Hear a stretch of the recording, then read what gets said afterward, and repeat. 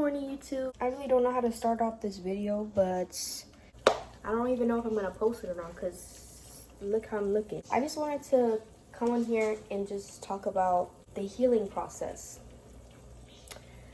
And it's gonna be a little bit difficult for me to explain, but this is where I'm at. This video is gonna be about more of the healing portion of my life and what my thought process is right now. But right now, I'm just making breakfast because first things first, you want to do something that you don't usually do.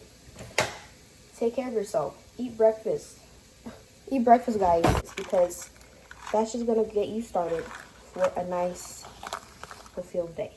Okay? Usually, I don't eat breakfast, and the first time I would eat in a day would be like around 5 o'clock. And that's not healthy at all. So I am changing my habit and eating breakfast today, which is a good start. And you could always start off little by little, baby steps. So if you know that you usually don't eat breakfast and you want to, just go ahead and make yourself something nutritious, maybe 2 eggs or something. Okay, for me, I weightlift, so of course I'm gonna get me some eggs, get something with protein in it. That's the other reason why I need to eat food and breakfast, is because if I want to reach my goals in the gym, then why do I sabotage myself and not eating breakfast or only eating 1 time a day? The other thing I was thinking about, right, is get you a planner. Get you a planner. This helps me plan out my day, and it makes me feel so much more organized. And it just, for me, I have ADHD, so it's hard for me to organize my thoughts and to focus on what I'm doing. So for me, writing this down is so much more helpful, so I know what I need to do. We're like, okay, I need to do this, I need to do that, you know what I'm saying? So first, on this side, I write down my health to-do list, and then this side is like chores. So right now, I'm going to eat breakfast, so that's part of my health. And then I'll probably do like chores and stuff like that. So another one is to set your boundaries. Know how to say no and know when you want to say yes. You know, sometimes you say yes and you don't really want to, but it's okay to say no. It's because you have boundaries. You know what I'm saying? And that's what I'm still learning. You know, I hate saying no or setting something and making people uncomfortable, but at the same time, who gives a fuck? You only live 1 time, so you better set your boundaries. You better say, no, I don't want to do this. No, maybe I'm gonna go home, you know? Or if you're on FaceTime with somebody, you don't really want to be on FaceTime, your energy feels drained. That's when you'd be like, okay, I'll talk to you later. I have to go. You shouldn't take that personal. Learn how to speak up for yourself. If you don't want something to be done, say that. If you have a difficult time in setting your boundaries, one thing that helps me when I'm trying to go ahead and tell somebody that I don't really like something that they're doing or something that I prefer, it just really makes me uncomfortable. I'm like, oh my God. So I feel you. And one thing that really helps me is to just write it down beforehand. Grab your journal. First, before anything, write down some boundaries that you would say to anybody if they ever cross that line.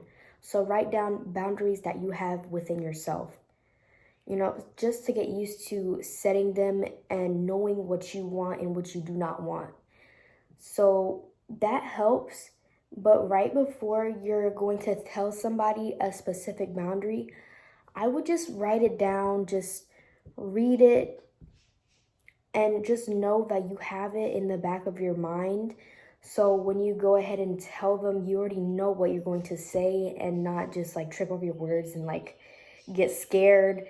And then they're going to be like, the hell, you know, just go ahead and just write it down for yourself and know that you know what you want and you know how to speak up for yourself.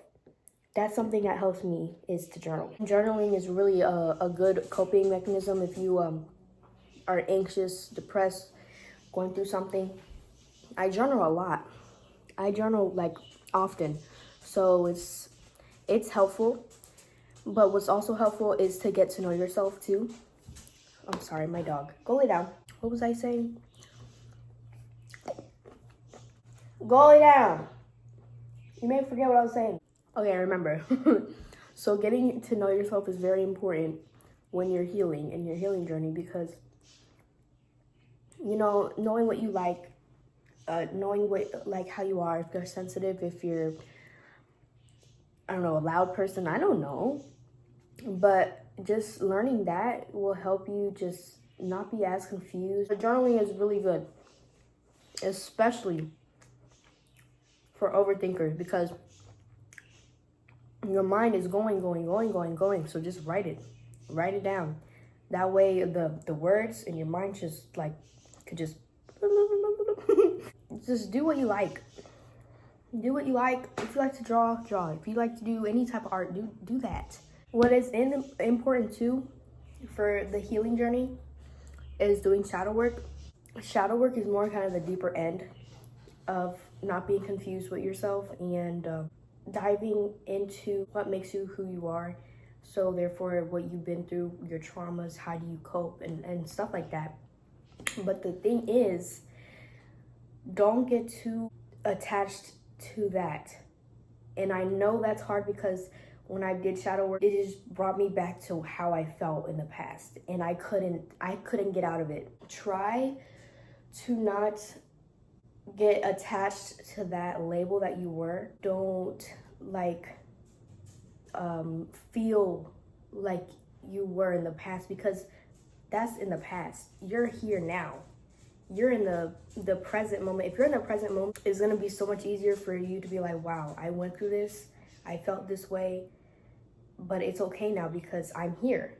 Okay, I'm still editing, but something that I did want to add on to that was your past can also, it does determine how you handle things right now. So once you figure out what triggers you, how you felt in that situation in the past, will really help you to realize how you take things today, and that will help you learn how to cope with different things, and that'll help you to know that, okay, this is why I'm feeling this way about this current situation. Just be unattached, because whatever happens for a reason, and that's where I'm at right now.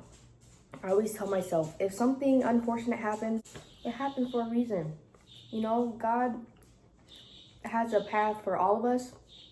The universe, the spirit, I'm just gonna refer to God, but you know what you believe in. God has a path for me, and I understand that whatever I go through only makes me stronger. And if people leave out of my life that I really care about, it's because they weren't for me. They're not gonna benefit me for my future. And it's hard to kind of put your mind around that, because you really love that person. But at the end of the day, I pray to God about my relationship with my boyfriend. I say, please, God, if we are not meant to be, just find a way for it to end. Because if he's not meant for you, if she's not meant for you, you will depart. What's meant for you will stay.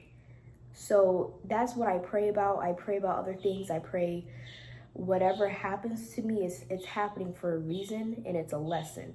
So you have to look at things like that. Even though it's kind of hard in the moment, you're like, damn, like, I'm getting beat up, bro. Like, what? But it's all for a reason. One thing that I've learned is that hitting rock bottom as soon as you can is so good for you, because you're at the point now where you're just in total surrender, and you're willing to do anything to get your life better. And I'm kind of excited for that moment, because even though I've had my really, really bad times and I was going downhill, I do anything to get my life back up there. You're gonna get your shit together. You're gonna do what you have to do. You're gonna eat. You're gonna drink your water. You're gonna get back up, pick up your crown, and you're gonna be better than you were before because you're learning. My goal is to get to the point where even though I know I'm going downhill, I know how to regulate myself. Because once I go downhill right now, I'm going downhill. Once I go uphill, I'm going up. But I just kind of want to stay like the median. I don't know how to say it because I don't want to have low lows and then high highs. I just want to be still. If I'm happy, that's great. If I'm sad, that's okay too, because you have to sit with your emotions. But you also have to know how to cope with it in healthy ways. That's what I'm learning. If I want to grow into my newer self, I have to stop old habits. And I'm saying that for myself. And to be honest, I'm kind of scared. I'm scared of growing into my newer self because I feel so much comfort in my old self where I'm drinking, I feel so much comfort, which is not good at all, because I feel like for me, if I grow into this newer self and then I break and I do something that I regret, like one of my old habits, I would feel like, damn, I have to start all over again. And I don't know how to explain it. I'm just kind of scared to move to the next step. Like, okay, I'm not gonna do this no more. I'm not gonna do that no more. Here's what I'm gonna do instead. Let me tell you this. Your emotions are valid, but your behavior is not. Your behavior should not be because of your emotions. If you're angry, don't punch a wall. If you're angry, don't cuss somebody out. If you're anxious, don't self-sabotage, basically. Your behavior is not valid, but your emotions are. So sit with your emotions, but also know how to behave. Do your breathing. Breathe in for 4, breathe out for 8. I kid you not, breathing is such a powerful thing. You could take it anywhere because it's you breathe. That's like one of the most powerful tools that you could ever have. So instead of arguing with somebody just because you feel entitled to, for your own peace, not even for theirs, for your own peace, you're gonna take yourself out of the situation. Go somewhere separate, go outside, breathe, walk, don't overthink. I know it's hard. Don't overthink, just take time and just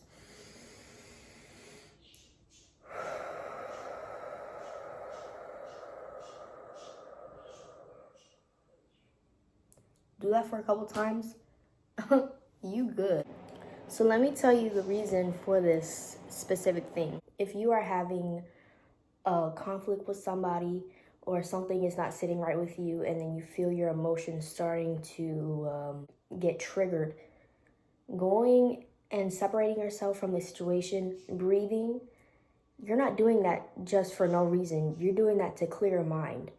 When you go outside, walk, breathe in a time where your emotions are in distress, this is gonna calm your nervous system, and therefore your mind is automatically going to be clearer and you're gonna automatically be calmer about things. So when you come back to the situation, you will solve the problem better. You will be more clear on what you want to say, and you won't let your emotions be in control of you. That's the reason for that. That's the reason for what I said, because for me as a teenage girl with emotions, I have to learn, don't let your emotions control what you do. You have to think rational. You can't go off of what you feel. So taking time, breathing, being in the present moment, and stop thinking about the situation, even though I know that's kind of hard. Just take a minute, calm down, and clear your mind, and that will help you. That's the thing that I'm learning. That's the thing I've already implemented in current situations that I've had. Yeah. I'll tell you this story. Yesterday, me and my mom, we went to Burlington to get some clothes, right, for school. And we went in line. I was waiting, and then I saw somebody from my school, and we had a bit of not a good start. We were in the basketball team together, and I'm not gonna lie, she hated me for no reason. I did nothing to her, and that made me hate her. I would say dislike, but I would be lying. I genuinely hated that girl. But as I grown, as I got, like, she caused me so much like mental drain, and just so, like, it was just so tiring. Like, I don't know what I was doing to make her act this way, but you have to realize it's not you that's the problem. This is what I realized as I started to grow. After the basketball team, after, I don't know, like maybe a year or two, I started to think, I was like, it wasn't me that she was mad at, you know, and it's okay. It's okay, because sometimes the world has a funny way of putting people in people's lives for a purpose. And her purpose in my life was to see that I don't know everything. I don't know her life. I don't know her backstory. I don't know what she's been through. I don't know how much anger she's built up because of what happened to her. I don't know if she got abused, I have no idea of her life. So therefore, I can't understand. That's why I was so upset. Once you kind of put yourself in another person's shoes, and you know you're not the problem, unless they've told you personally that you are the problem. Once you understand that portion of nobody's perfect and everybody's going through shit. Everybody is going through shit in this life, and it's hard to kind of manage, especially for a young teenage girl. And she's a grade younger than me, so she's trying to find herself. She's trying to put together things in her mind. She's going through different emotions, different hormones, but that at the same time, that doesn't give her a right to disrespect others, because she was disrespecting everybody on that team, and it just wasn't a good experience. But now that I think of it, it's just, you have to understand that some people they're just gonna be straight up bitches, or some people are actually going through shit, and you can't really put that against them, or you can't really hate them for that. So me, moral of that story, I just let it go. Things in your life that you hold a grudge upon, you just have to let it go for your own mental clarity, for your own emotional peace. It's not worth holding on to. And for so long, I was so upset at her for just being so upsetting and just mean. But at the same time, that's not my problem. That's literally not my problem. And I mean, I don't know what else to say. You only live one life, so communicate your boundaries, communicate clearly, know where you're going in life, let go of the people that hurt you, and forgive. Life moves on. So if she was mean in that beginning of the year towards the whole team, life moves on, and I just honestly let it go. And I hope that she's doing well. I hope she's doing better today than she was like 2 years ago. But if she's still that same person, then by all means. But I know I've changed. I know that I'm happy. I know that I have a good heart. I know that my soul is healing from past things that I've been through. I know that I am capable of anything and everything. So as long as you're happy with yourself, you don't have to worry about anybody else, or of what anybody else is saying about you, or of what other people's idea about you is. And that's another topic that I'm gonna go deeper into in my next video, because yeah.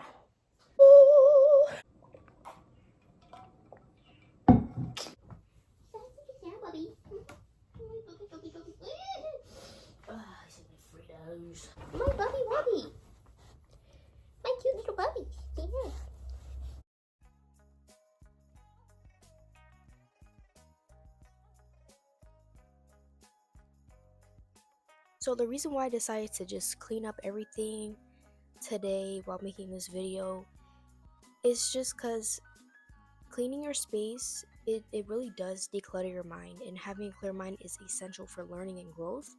So this is what I decided to do today, was just take one day just to clean up my space. When you clean your space, it just feels so much better and you feel so much more comfortable that way. I feel like when you have your space really cluttered and messy, it just feels uncomfortable, very anxious, closed in. But once you take that time out of your day, even just a day, to focus on what you have to do, and, sorry, that was my dog, and just do the things that you need to do for yourself in order to feel good. So for me, cleaning my space makes me feel good, makes me feel organized, it makes me feel clean, aesthetic, very much that girl. So do what you need to do to make you feel great. When it comes to chores and doing things that you need to do, doing the stuff that you need to do, be disciplined, because you're not always going to want to do what you need to do. You're not always going to feel the motivation to go get up and clean your space and go to the gym and move your body, eat healthy. You're not going to always feel that you want to do it. You're not going to always feel that motivation. So just have the discipline and get up and just do it. Another thing that we need to put our minds around is just to be comfortable with change. With us growing into our higher selves, things are going to change, and sometimes change can indeed hurt. It could be very uncomfortable. But remember, it's happening for a reason. You are growing and evolving, so whatever is changing in your life, let it be. You have to be comfortable with it. If a person that you care about, whether that's your best friend, your family member, partner, somehow shifts out of your life, it's because it was needed. Your higher self is going to add and subtract things in your life, and you have to be accepting with that fact.